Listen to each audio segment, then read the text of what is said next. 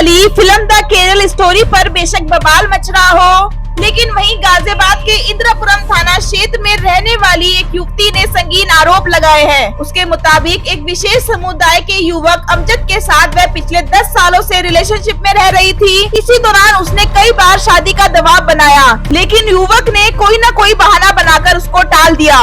इसी बीच उसका कई बार अबॉर्शन भी कराया गया। युवती के जांच के बाद उसको पता चला कि अमजद पहले से शादीशुदा था। जब वह उसके परिवार से मिली तो परिवार का कहना है कि तुम धर्म परिवर्तन कर अमजद के साथ रह सकती हो।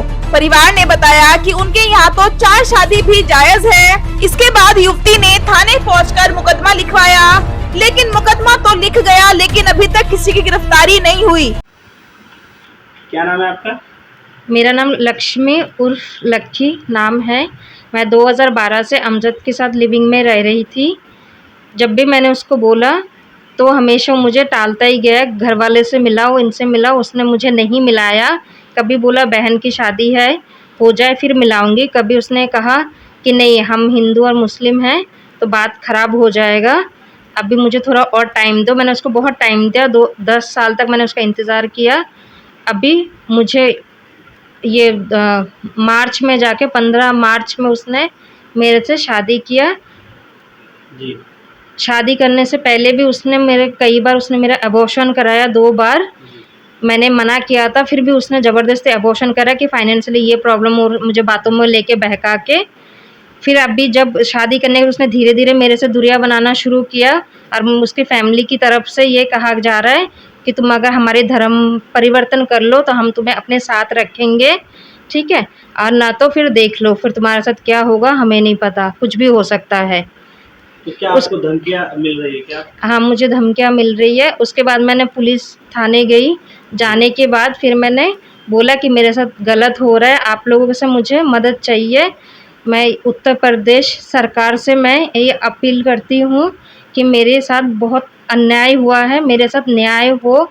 मैं हाथ जोड़ के विनती कर रही हूँ। अच्छा, ये बताइए कि इसके अलावा उसके बारे में क्या कोई जानकारी मिली है उसके परिवार में, या इसके अलावा भी कोई और भी जानकारी हो, जैसे कोई रिलेशनशिप में या कोई शादी हो? मैंने जब वो ये जो रोज़े शुरू हुई थी, जब वो मेरे से गायब हो गया बिना बताए, फ़ोन बंद कर दिया, मैंने उसके भाई के पास गई हूँ। उसके बाद उसके भाई ने मुझे एक ही जवाब दिया कि उसको हमने बेदखल कर दिया है, उससे हमारा कोई वास्ता नहीं है। उसके ढूंढने के दौरान मुझे पता चला कि उसने शादी भी किया हुआ है अपनी धर्म में, वो भी होली से कुछ दिन पहले उसने शादी किया। जब मैंने उसके लिए ढूंढा तब मुझे ये खबर मिला। उसके भाई से पूछने पे ये बोला कि हमने तो उसको बेदखल कर दिया, हमें उससे कोई वास्ता नहीं है।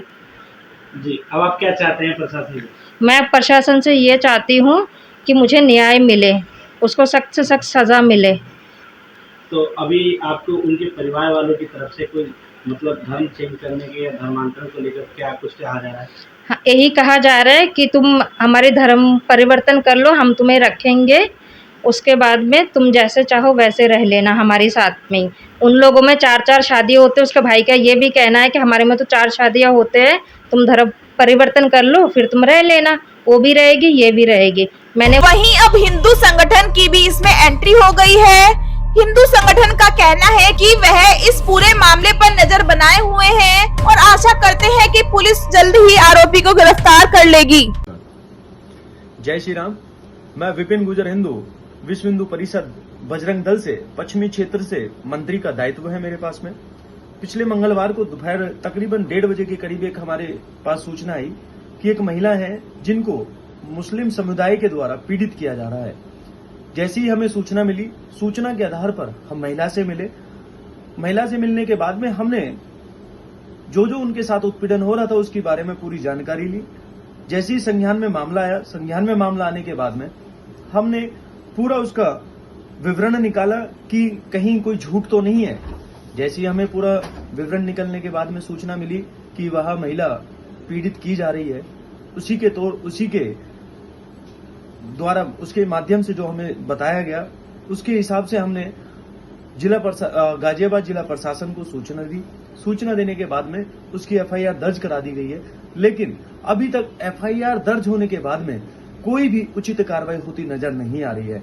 मैं प्रशासन से व उत्तर प्रदेश की योगी सरकार से हाथ जोड़ करके निवेदन करता हूं कि बिटिया के साथ जो यह उत्पीड़न हुआ है, उसके साथ जो उसे बार बार उसके परिवार के द्वारा उसको पीड़ित किया जा रहा है कि वह अपना धर्म परिवर्तन कर ले, इसे संज्ञान में ले और जो भी दोषी पाया जाता है उसको सलाखों के अंदर भेजा जाए। मैं योगी सरकार पर पूर्ण विश्वास जताता हूं, जिला प्रशासन पे भी मुझे पूरा भरोसा है।